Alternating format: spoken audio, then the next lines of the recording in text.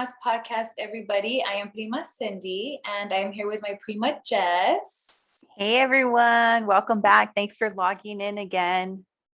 And there's a different person. There's another box joining us today, and that is Miss Lynn Replinger. Thank you so much for being here. Welcome to the Prima's podcast. Thank you for inviting me. So me and Miss Lynn go way back.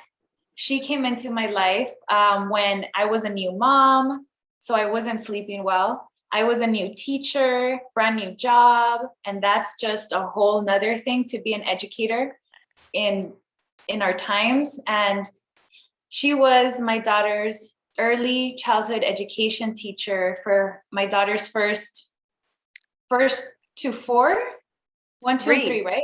3 years? 3 years. Yeah. So everything that my daughter learned during that time, like getting potty trained and just being independent. And there was so much that I got so much help with that we all did. And so that's how I know Miss Lynn, who I'm going to be referring to her as Miss Lynn, because that's just how I met her. She was not just like a parent mentor, but also like a teacher mentor. And so this episode today is about a child's world. And Miss Lynn has 28 years of teaching in elementary and early childhood development. And she has her master's in education, and she has 2 adult children. And so this is someone that I ask a lot of. I'm like, what do I do with this? What does this mean? And she always has the answers. So one day. You ooze with wisdom. Sorry, Miss Lynn. That's all I got from the whole little in a nutshell. Mm-hmm. Well, thank you. I love children and I love people. And when people ask for help, I'm always willing to help them. But I tend to try and not push my ideas onto people and, try and wait for them to want what I have to share. Nice. Yeah. And after we do the podcast, I'm going to want to hear those stories of Cindy's daughter, because I love her stories. That's a unique, intelligent little human being, and all her stories. I just love her character. So that's so amazing how like every day, Monday through Friday, you got to spend all of your time with her. Mm-hmm. Peace and I have a really strong bond. Mm-hmm. Even her 4-year-old year, when I wasn't a teacher in her classroom anymore, she would always tell the lead teacher, and Miss Lynn, who are your teachers? And Miss Lynn. Even when Miss Lynn retired, she was just like, Miss Lynn. And I would ask her, like, who are your new teachers? She's like, Miss Lynn. At that point, she was like a little upset because she wasn't with Miss Lynn anymore. But yeah, they have a different connection. If you were to see her and Peace interact, Peace is like serene. She flows, and that's the level. Because I'm like, what? And when I would drop Peace off, there were like 8 other kids yelling or just playing, and Miss Lynn just would speak, where I'm like, oh my God, I got to get out of this room, because Peace was crying. The kids were crying. And then there was the morning routine that, at that age, she was 1. And you ooze with wisdom, because I'm like, how do you do it? And you're like, oh, just try this. And then I would try it, and it was magical. So let's get into it. Let's get into how to understand a child's world a little better. We wanted to talk about child development because I think we see it a lot, that there is so much separation between generations. There's like generational separations. And I think it's so interesting, because I always ask myself to the adults on my adult side, I'm like, why do we forget? When we become so impatient, I ask, like, why do we forget that we were that needy child, or that we were that rebellious teenager? And so, if you can give us a little breakdown, Miss Lynn, of, I guess, what interested you. I have a lot of questions, but I'm like, we have an hour. What interested you in getting involved in teaching for so long and in early childhood education? Well, I came late to teaching. I was 38 when I started teaching, because I did not have a good good educational experience. it turns out that I have learning disabilities that were not diagnosed when I was a child. And back in my day, they didn't have special groups or special teachers for kids with learning disabilities, only for kids with more severe disabilities. And so my teachers would say things to me like, well, you could only do that if you tried. And I was trying, but they didn't see that I was trying. And so it took me a long time to return to education and want to be involved in it. But it happened that the school near where my children went were opening a program for a year-round school where kids would go to school for 9 weeks and then they would be off for 3 weeks so that they could squeeze more kids in the school without building another school. And so I thought, oh, this is a really interesting program. My business background and my knowledge of children will come into play here, where I can offer enrichment and remedial classes for the kids on their vacation. And so that's how I got started. And then as I was doing it, I realized, well, I need more education training. And so I went back to school and got my master's in education. Awesome. So I became involved because of my love of children, but also because that schedule fit with having young children. And my job previously was managing an arts organization for people with disabilities. And it involved a lot of travel. And when you have a 4 and a 6-year-old, you know, traveling is really difficult, especially when your husband also has a job that involves traveling. So it just turned out that this position was the right thing for me and got me pulled into seeing how you could meet the needs of children, all different ages at the same time. Wow, how amazing. And see, guys, like how we talk about all the time, there's no such thing as a time frame, right? Like we're always stuck like, oh, you had to do this or accomplish this at a certain time. And I love hearing these stories of like, you know, you're 38, you defined a lot of odds. Like, no, you can't go into a new career, you know, from like transitioning from business to education. Mm-hmm. And it just shows you were able to do so. Yeah, I was fortunate to have a supportive husband and to have some funding so that I could afford to go back to school and to find a program that allowed me to continue to work full time and to go to school at the same time. So it was a busy life being a mom of young children, working full time and going to school, but it worked for me. Awesome. And all your teachings were in that ages from like 1 to 4? From 0 to 6th to 5th grade. To 5th grade. Awesome. Infants, I had kids my first year before Peace was at the school. I had the infant classroom with kids who were 6 weeks old on up. And then when I was working in the elementary school, I had kindergarten through 5th grade. So my experience stretches all the way from 0 to about 12 years old. Wow. And my only experience with working with children was out here in LA, we have an after school program called LA's Best. Mm-hmm. And so it was the after school program. So in my early 20s, I had that job because it was only part-time. So from 2 to 6, I helped kids with their homework or like did an after school class with them. So like I did like arts and crafts or things like that.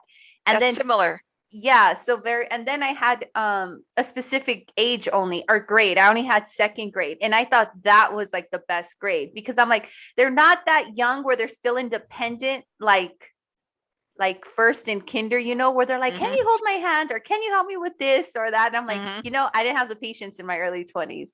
And so I thought 2nd grade was like, man, you really saw these like kids personality, like blossom, like they're independent. They're like, no, Miss Jessica, like I can do this. Or some of them even got my sarcasm. And I love that aspect of like working with kids.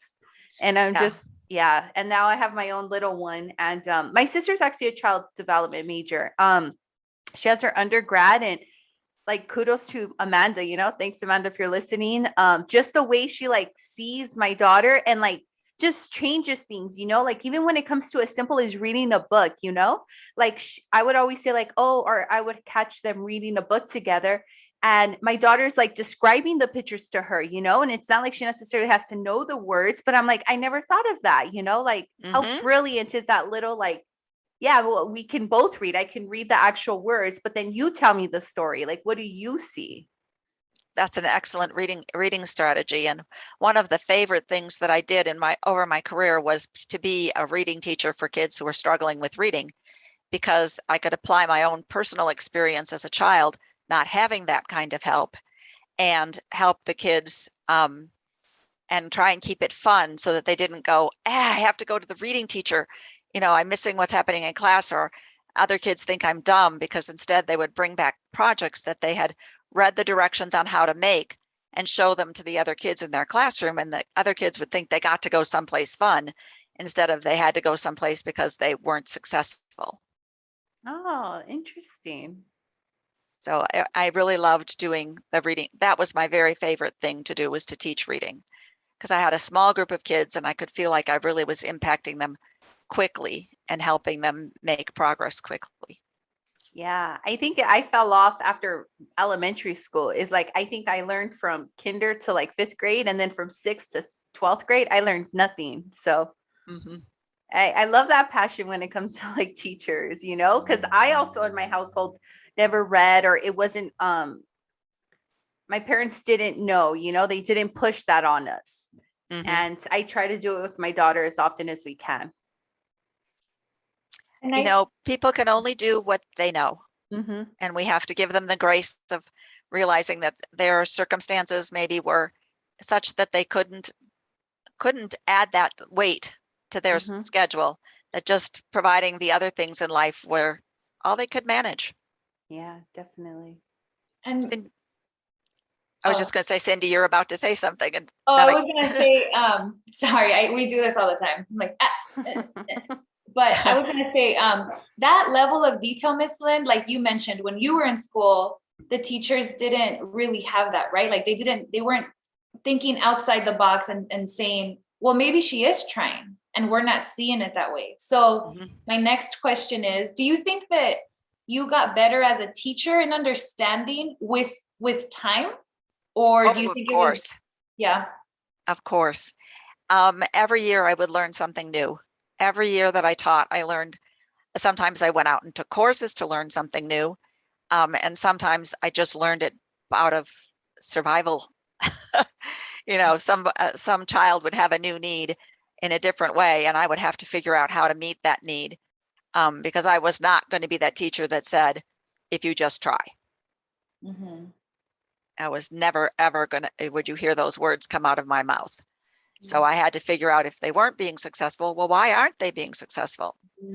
That's why. That's beautiful. Not a lot of people take the step back to just say, wait, why isn't this working?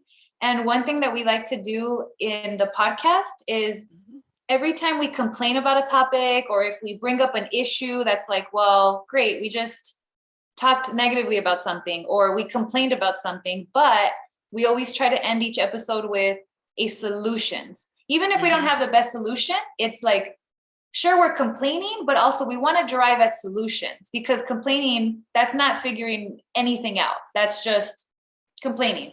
And so I'm starting to see the world in that way, even with myself, where I'm just like, how can we do this? Why can't we do this? Not, oh, well, that sucks.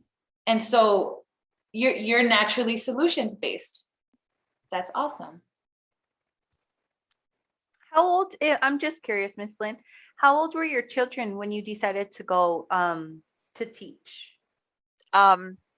Well, when I started at the elementary school, they were 4 and 6 years old. Oh, wow.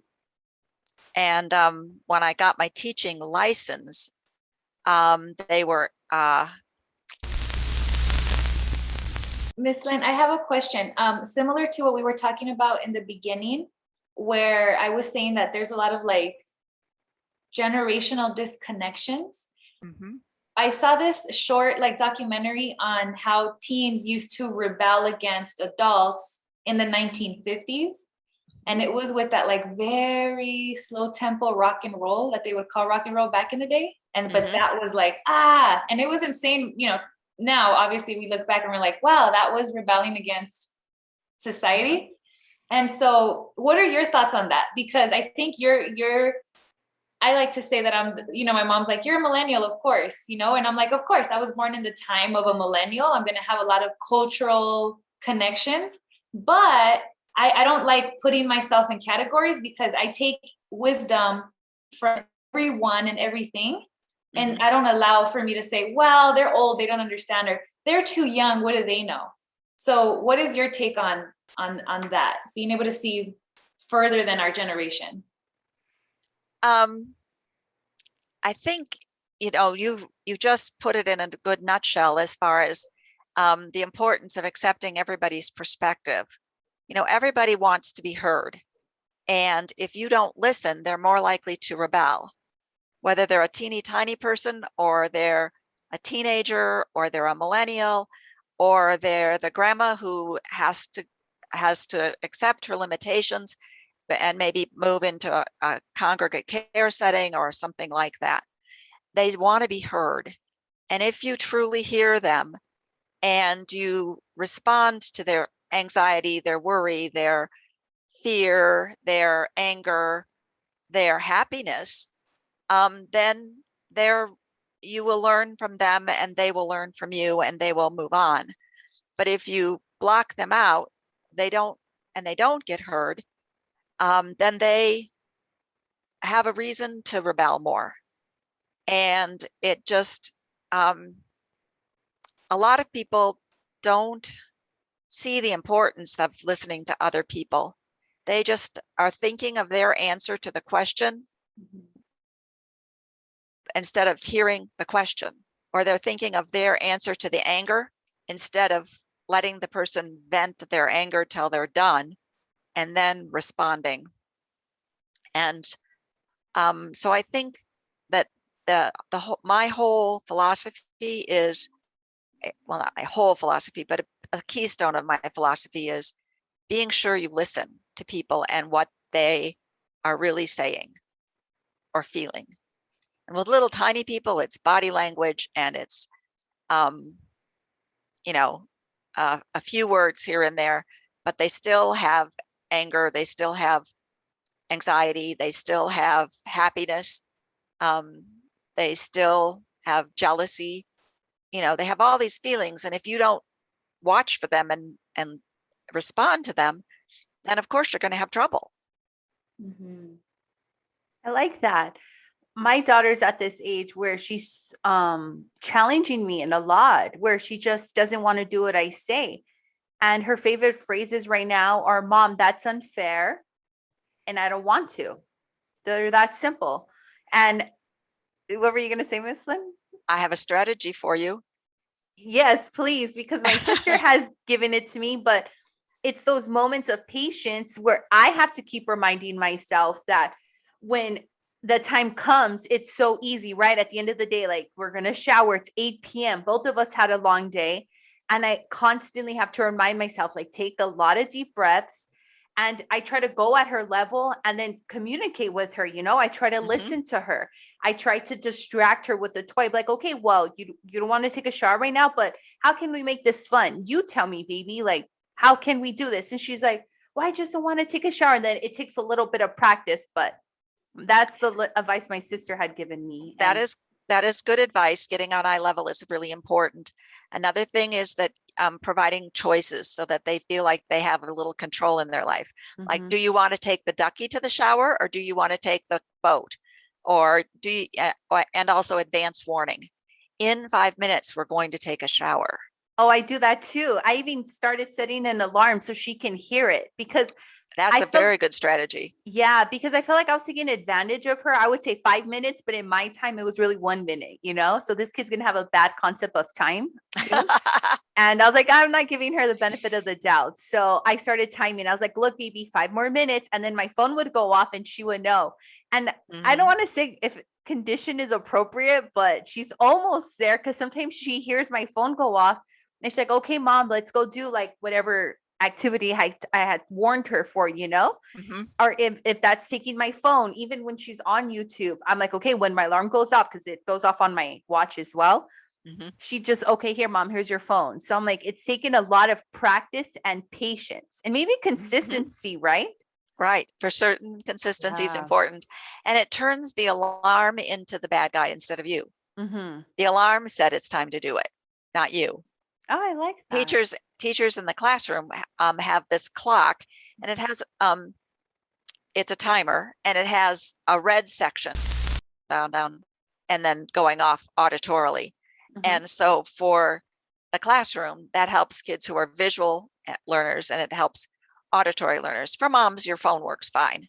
You don't need to invest in some special trappings, but it does really help when it's when there's something else that says it's time to do it. My kids always thought the other one got a longer huggle time. Huggle was the hug and snuggle put together, and during that we could read a story or whatever. We always read 2 stories before they went to their own rooms, one that each of them chose, but they always thought that the huggle time was longer for the other one. So I had a timer on my watch way back then that went off after 5 minutes so that they knew that they both got the same amount of time. I can see my daughter being like, oh no. So giving your daughter choices, and that's a strategy for many settings, to give 2 choices that you're happy with. And then they feel in control because they get to choose something. So you only give choices you're happy with. You don't give, obviously, you wouldn't suggest something you weren't happy with. And my son was very much the negotiator. He would come up with his own strategy, his own third choice. And if his third choice was one I could live with, I would accept it. And if it wasn't one I could live with, I would say, well, no, Kevin, that one doesn't work for me. Your 2 choices are this. So he was babysitting when he was, I think, probably 14 for a little boy down the block who was later diagnosed with oppositional disorder. And he told the parents that they needed to go to love and logic classes because he, Kevin, could love and logic himself now, which is sort of the end result that you want. You want your child to develop self-control and to be able to look at the natural consequences for a situation. That brings up another theory that I really believe in, which is natural consequences. If you can think of a consequence that fits what the child has just done, if they do something wrong, that is more appropriate than, a long time out, which isn't developmentally appropriate. 1 minute per year of age after a child is 2 is okay. If it's allowing the child to calm down so that then they can listen to what you have to talk to them about. Never try and negotiate with a child when they're angry or upset because they're not listening. They're not processing what you said. It's not helping. Give them a way to get rid of their anger, like punch a pillow, hit the bed mattress, stomp their feet. Anger is not something you try and suppress in my mind. It is something you accept as part of our natural being, but how you express it is important. Hitting mommy is never okay, never ever okay, or anyone else. Running away and hiding is never okay. I mean, if it's in a safe place, like you have a safe corner in your house or someplace, that's fine. But at a store, no, never okay. But having a way to express your feelings when you're little and you don't have the words for it. I had a corner in my room that had the pictures of all the different emotions, and it had a lot of soft pillows and mattress, a small crib-sized mattress. And I would take the children over there if they were angry and let them flail around and punch the pillow and hit their head on the mattress instead of the floor.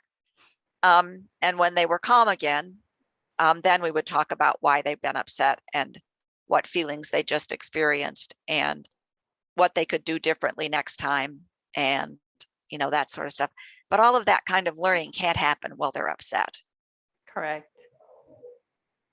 I want to go a little bit more into the natural consequences, Miss Lynn, because that was one that I learned from you and my mom a lot. Was I guess she would go back in time and be like, wait a minute, she's fine, because you guys are able to look at the big picture. You're experienced mothers.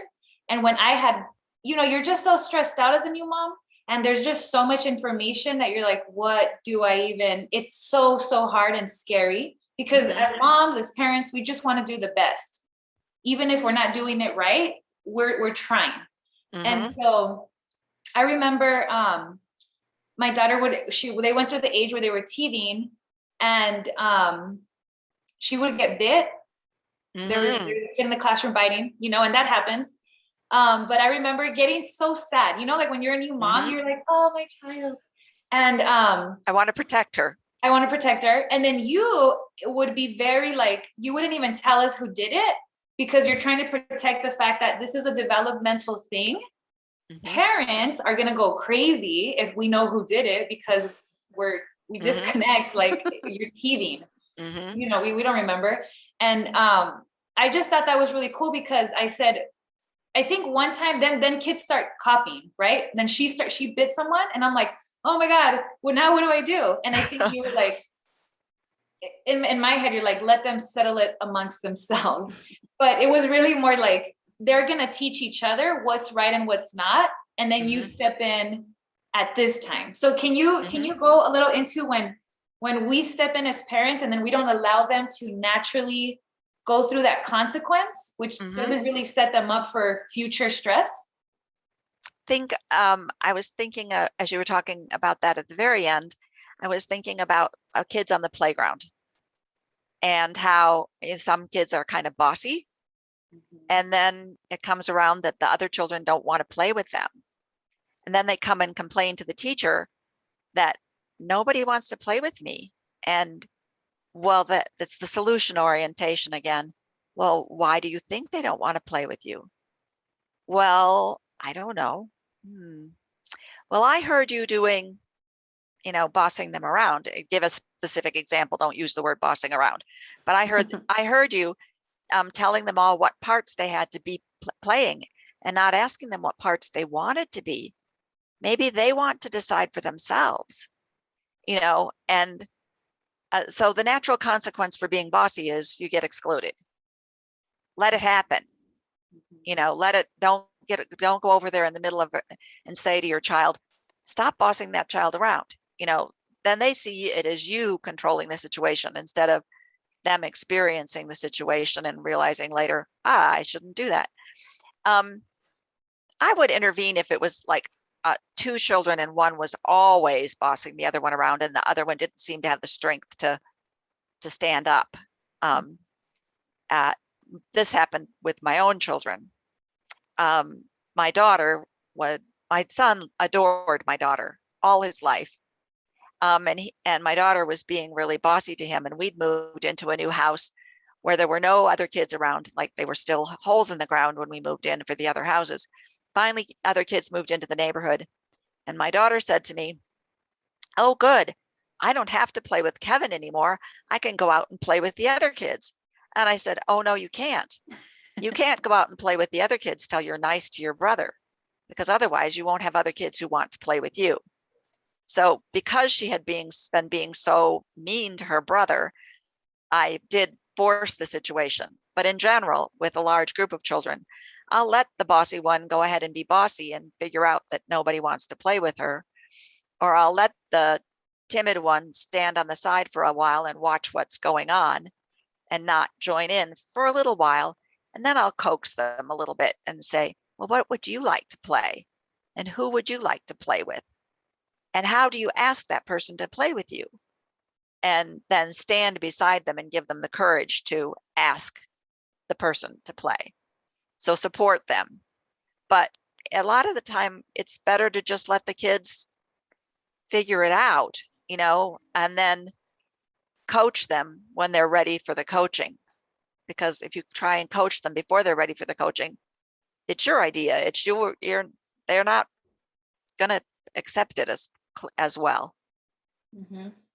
So. I had a great example of that over the summer. My family's in California, and so we got together in Mexico. We went to a beautiful resort, and so we got together with my brother's kids, and Peace doesn't get to see them all the time, and she's the baby right now of the group, and Melody wasn't there. Jessica's daughter's a little bit younger, but so my daughter was the baby of the group, and she kept having all of her cousins chase after her, and they started getting tired of it.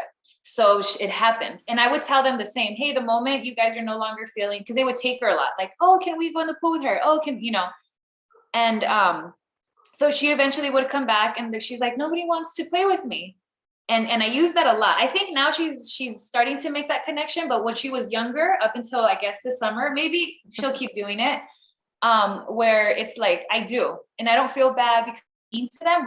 I didn't really see what was going on, but my nieces and nephews, they're older, you know, they're like tweens.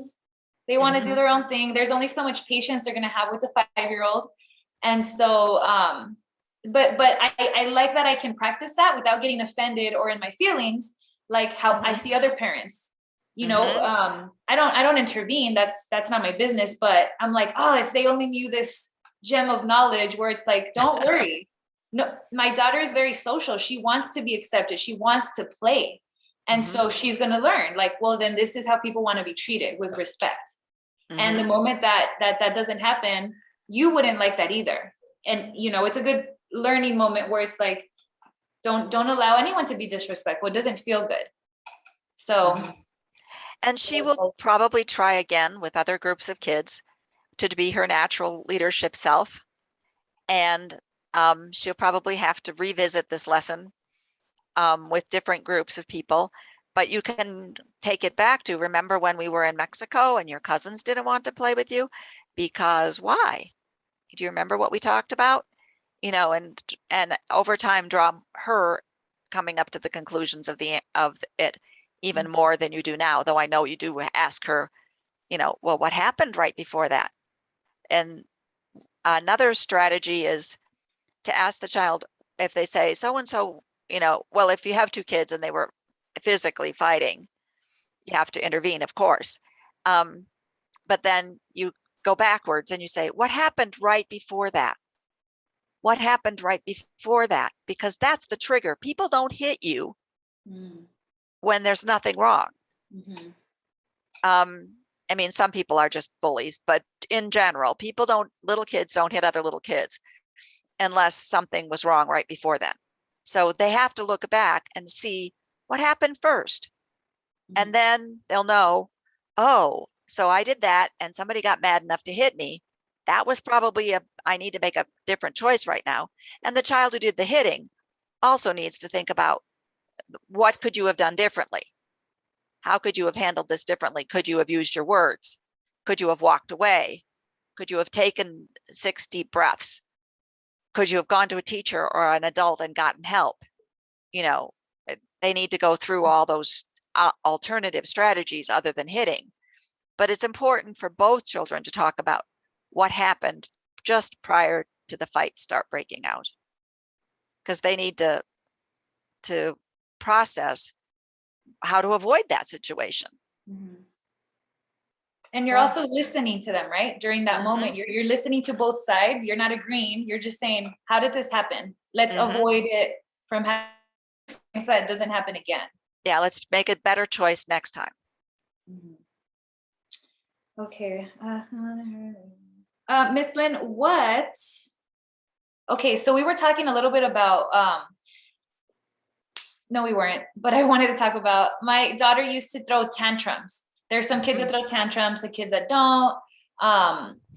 And she doesn't anymore, which I'm so thankful for, because in addition to not sleeping, those tantrums from her just being overtired, they were so scary in the beginning until I started to educate myself on like, oh, she's overtired. I never knew what that was. Oh, she's didn't sleep well.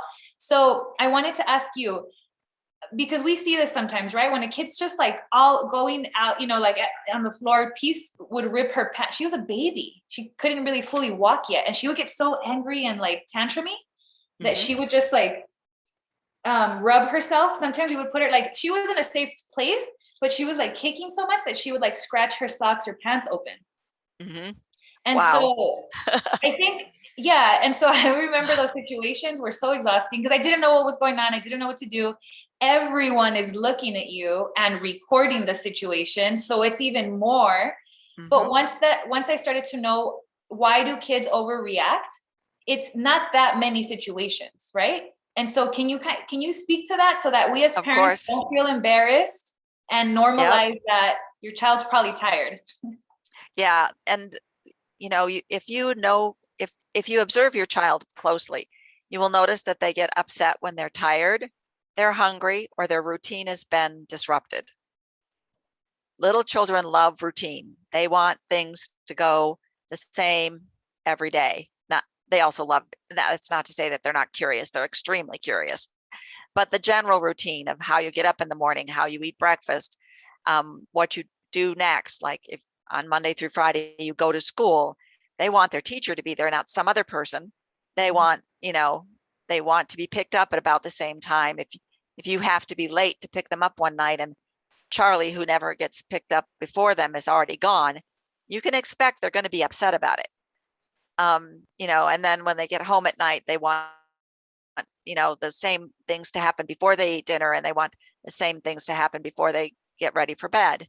So one thing is routine will set kids off if it gets muddled with lack of sleep or doing too much stimulation where, and sometimes the biggest tantrums happen after the child's birthday party because they were overstimulated at the birthday party. There were maybe too many guests invited. My kids always got to have one guest for each year of age. Smart. I'm doing that. You don't have to invite the whole class. Just don't invite the few you're going to invite in front of the others. But it's anyway, if they get overstimulated, they are going to potentially melt down because they've used up all their energy. It could happen at a time other than the normal times. If they're hungry, a nutritious snack if you have to make a trip to the grocery store before you leave for the store is a lifesaver. A little something that you just keep in your backpack or purse, whatever you carry, that you can give them before you get in the store, because they're going to see all this food and they're going to want. And I hate that Colorado no longer has penny horses. The penny horse was my saving grace when my kids got to be about 4. What is that? They took them away because of COVID. And what is it? A penny? It's penny horse. There's a little horse that the kids could sit on, and it would just go like this in one place. And you put a penny in, literally 1 cent. And so I would tell my kids that if they didn't throw a tantrum in the store and they didn't beg for things, that they could ride the penny horse. And they enjoyed the penny horse so much that, hey, 2 cents, it was worth it and a lot more, because they would make it all the way through the store being happy because they had that to look forward to. But anyway, back to what causes them to melt down. Being tired, being hungry, breaking routine are the 3 big things. And then the last one that I've noticed more lately because of COVID is anxious parents. Kids pick up on your own mood circumstances. And just when you don't have the energy to deal with their tantrum, you're going to end up dealing with their tantrum, unfortunately, because they sense your anxiety and they are anxious because you're anxious. So having some self-calming strategies like taking slow, deep breaths and having your child do it with you before you go in the store or with you before you go someplace where they're going to have higher expectations of sitting still will help you out a lot. Another thing that's going to help you, reward at the end, something tangible that they know they can do, and structure. And in the circumstances, like when my kids got older, like elementary school age, we made a grocery list. We only ever bought what was on the grocery list, and they each got to put 1 item on the grocery list. And so when we got to that place in the store that we were picking up their item to buy, I would remind them that this was the thing that they picked, and we would get it. And so they felt, again, a sense of control. They got to choose something that was going in the grocery cart, and they didn't beg, I want the whole time. So that's another little strategy. I use that one a lot, the reward system. And it has to be something that she's into. It can't be like my standards. But tantrums are a tough one. It's so hard. And even still, like today, we still struggle with it. Remember, Prima, when I told you I was on the plane, and I don't know if it was this last time or the time before, but it was during COVID, and they were forcing a 2-year-old to wear a mask, and he just wasn't having it on an airplane. And this mother was traveling alone with her 2 children, very similar like you, Miss Lynn. I think I told Cindy, the daughter looked like about my daughter's age, which was like 4 or 3-ish. And her son, who was having the tantrum, was like a year, maybe 2, because I heard him talk. And imagine, like, stuck on a plane and there was nothing anyone can do, and his head was legit spinning. Like, I've never seen a kid tantrum that bad, but he didn't want to wear a mask. And they shouldn't have been asking him to. The CDC does not require masks on children under the age of 3. But maybe he might have been a little older than it looked like. But I'm telling you, no, her oldest was no taller than my daughter, so I didn't know, but that was the reason for it. And so I remember standing up, and like my daughter had fallen asleep, because I usually plan our airplane trips around her nap time, or like where I think she's going to fall asleep, and she loves the car ride. So she'll fall asleep in like 2 minutes. So imagine a plane, she falls asleep in like 2 seconds. And I offered my phone, but I just remember people were like, saying things to this parent, like, take your kid to the restroom, or like tell the baby to stop. And I'm just like, this is a 2-year-old crying, but yet we're adults, and it, like, we can't even control our emotions. This kid's barely learning how to control their emotions. And it's that like understanding that I wish I could just be there to, like, to other people like me, I guess, to help in those moments. But because I know what it feels like, and it sucks. Like when my kid's crying and having a tantrum in public, it's just like, you feel so helpless in that moment, like you're trying to go in an orderly function and it's just not happening. So like, what advice would you give like to parents in that moment? In that moment, take a deep breath. If you need to take another one, take another deep breath, because you're being calm. Like Cindy talked about with my classroom. I have a very calm personality. It's just, fortunately for me, natural. But the calmer you can be, the sooner the child will finish their tantrum. And while you're calming yourself, start thinking, what does my child like?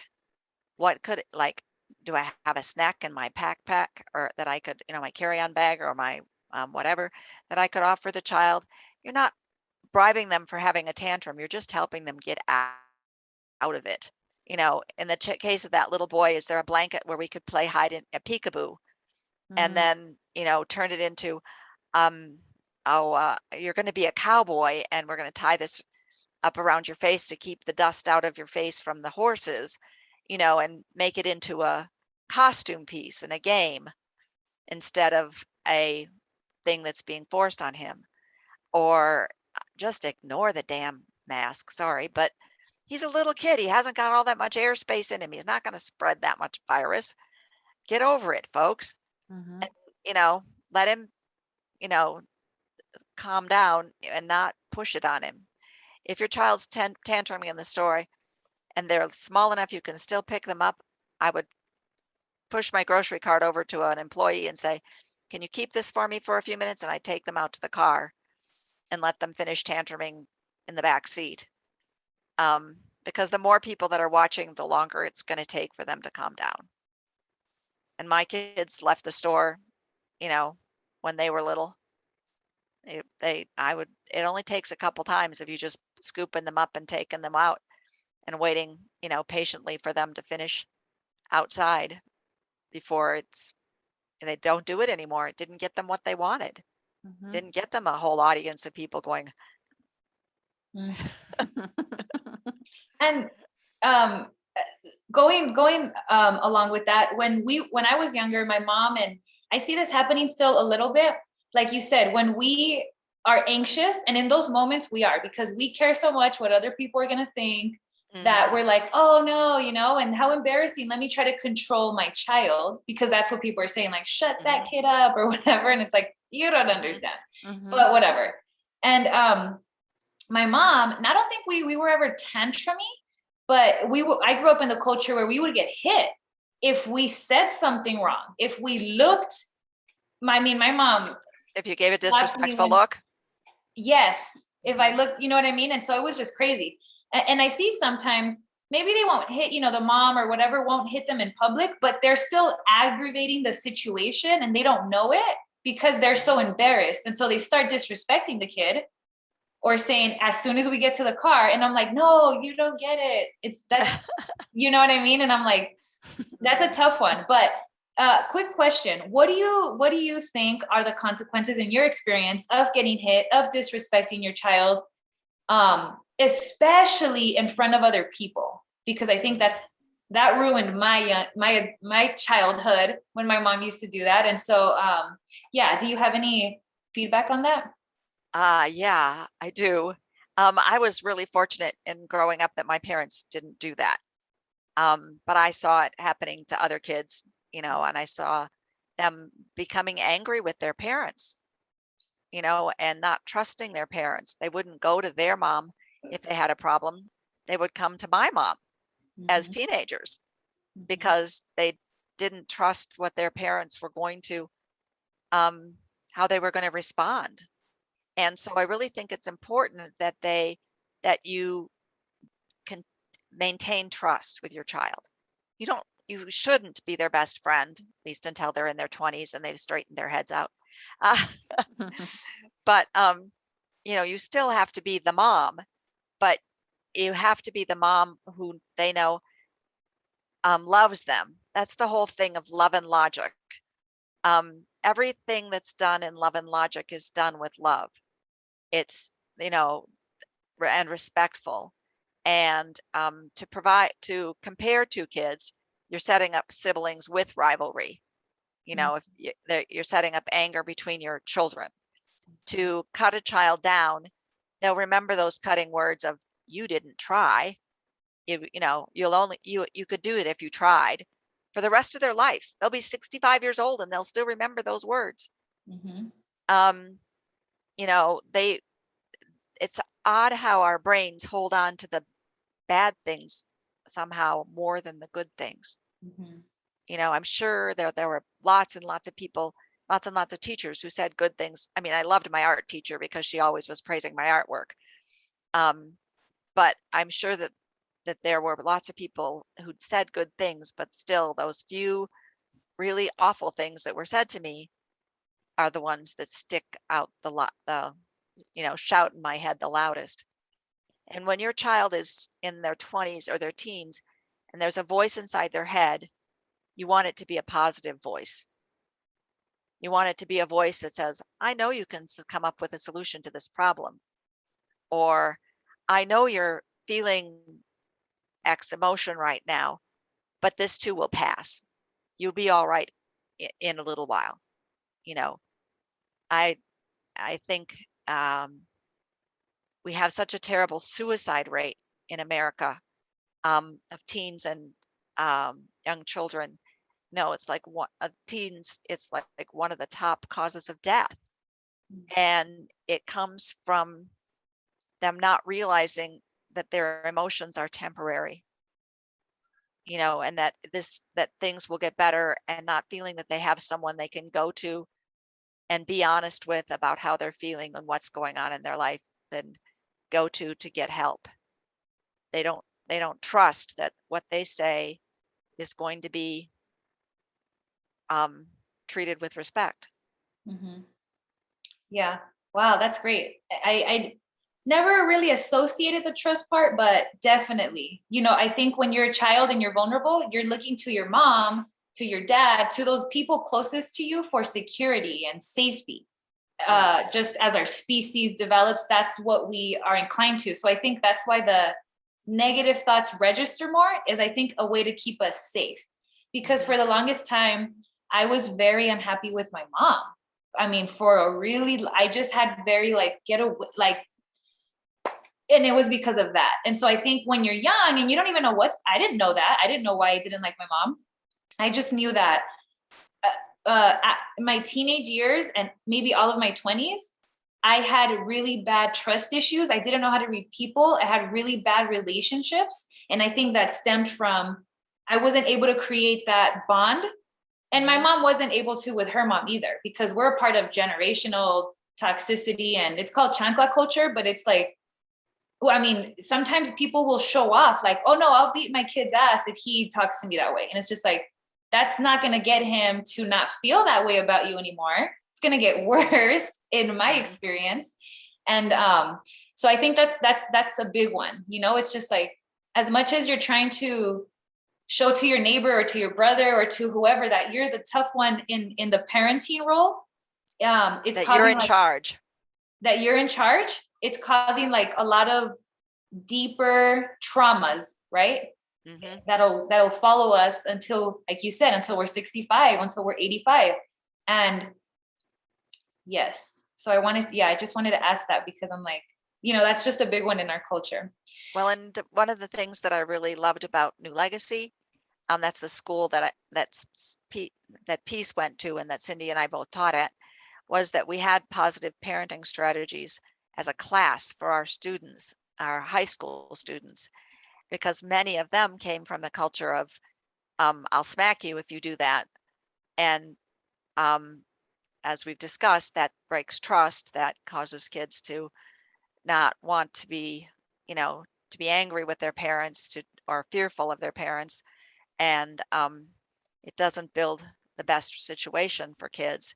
And so positive parenting strategies, in my mind, are always better than belittling, smacking, comparing, any of those, bullying, any of those things. Mm-hmm. Thank you for sharing that. So last question. So we mentioned earlier, you mentioned everybody wants to be heard. We all do. Kids want to be heard. Youth want to be heard. When you're older, you want to be heard. And it seems like we're not doing that through our generations, right? Like my parents and their generation, they weren't heard, so they don't know how to hear us. And then we're just passing that down over and over. And so what is one thing that you would give us to, you know, as advice, that you would leave not just millennials, but like anyone who's listening, that you, any advice that you can leave us with for setting up the youth around us and our kids for success? Well, it's going to sound a little trite, but respect. Showing each person respect, accepting that all emotions are valid emotions, not trying to suppress any emotion because it's uncomfortable for you or you think it doesn't make a good person. No, all emotions are valid emotions, and it's just how you express them that matters, how you live them out.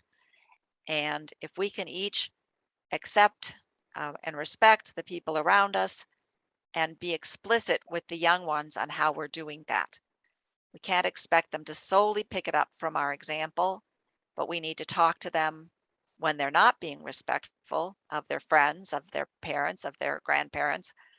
Or if our parents aren't being respectful of our own children, we can talk to our parents and say, you know, this is what I've learned. This is the way I want to parent my child. I would really appreciate it if you would try and do that too.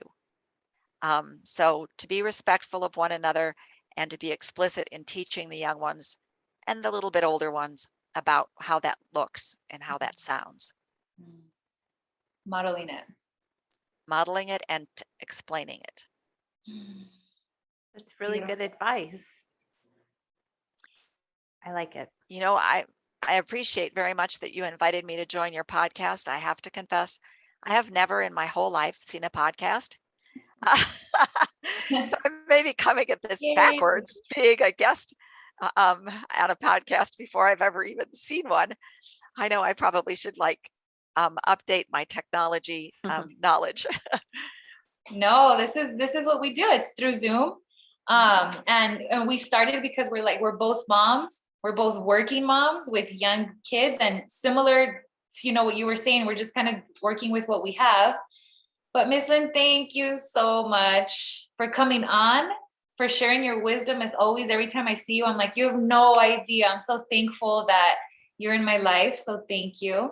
I don't want to get emotional. But thank you for coming on. I'm so happy that, well, I hope that you were open to it. I hope when Jessica and Melody come to Colorado again, maybe all 5 of us can get together. Yes, I would love that. So you can give me some parenting advice. Be like, Miss Lynn, why do I do this? And yes, seriously, that's what I do. I know. No.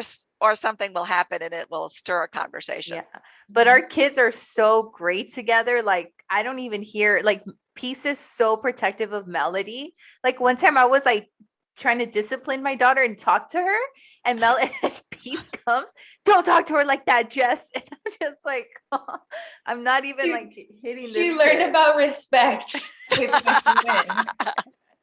And it's just so cute how like Peace just like, has that bigger sister like mentality when it comes to Melody.